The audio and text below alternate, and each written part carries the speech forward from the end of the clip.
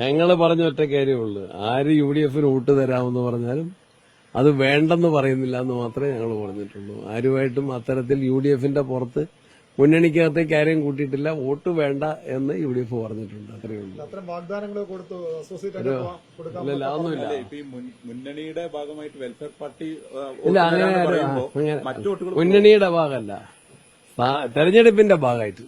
അതാണ് തെരഞ്ഞെടുപ്പിന്റെ ഭാഗമായിട്ട് അവരുടെ വോട്ടും ഞങ്ങൾ സ്വീകരിക്കും. അതേ പറഞ്ഞു.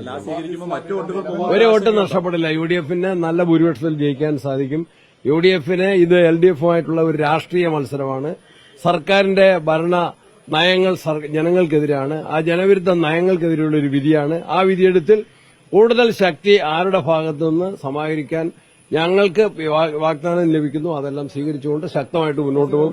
അതിന്റെ പേരിൽ ഒരു പിന്തുണയും നഷ്ടപ്പെടില്ല, വർദ്ധിക്കുക മാത്രമേ ഉള്ളൂ. അതിലെ സർക്കാർ ഒന്നും കൂടി എല്ലാവരുമായിട്ട് ആലോചിക്കണമായിരുന്നു. വിദ്യാർത്ഥി സംഘടനകൾ, അധ്യാപക സംഘടനകൾ, മാനേജ്മെന്റ് പ്രതിനിധികൾ. കാരണം വളരെ നാളായിട്ട് കേരളത്തിൽ നിൽക്കുന്ന ഒരു സമ്പ്രദായത്തെ, ഒരു സംവിധാനത്തെ പെട്ടെന്ന് മാറ്റുമ്പോൾ ഒരു ആലോചന വേണമായിരുന്നു എന്നാണ് എന്റെ അഭിപ്രായം. പ്രതിപക്ഷ അധ്യാപക സംഘടനകൾ കോടതിയിൽ പോയതുകൊണ്ടാണ് അങ്ങനെ ഒരു തീരുമാനത്തിൽ അതൊക്കെ ന്യായമൊന്നും ശരിയല്ല. പ്രതിപക്ഷ അധ്യാപക സംഘടനകൾ കോടതിയിൽ പോയാൽ സർക്കാർ കൊലക്കേസ് പ്രതികളെ രക്ഷിക്കാൻ സുപ്രീംകോടതി വരെ പോകുന്നുണ്ട്. കൊലക്കേസ് പ്രതികൾക്ക് വേണ്ടി സർക്കാരിന്റെ പണം ചെലവഴിച്ച് സുപ്രീംകോടതിയിൽ പോകാം, സുപ്രീംകോടതിയിലെ അഭിഭാഷകരെ കൊണ്ടുവരാം. ഏതെങ്കിലും അങ്ങനെ ഒരു മാറ്റർ ഉണ്ടെങ്കിൽ വിളിച്ച് സംസാരിക്കാമല്ലോ. കേരളത്തിലെ രാഷ്ട്രീയ നേതൃത്വമായിട്ട് സംസാരിക്കാം, വിവിധ അധ്യാപക സംഘടനകളുമായിട്ട് സംസാരിക്കാം, വിദ്യാർത്ഥി സംഘടനകളുമായി സംസാരിക്കാം, മാനേജ്മെന്റ് സംഘടനകളുമായിട്ട് സംസാരിക്കാം. അതിന് ന്യായീകരണം അത് ശരിയല്ല.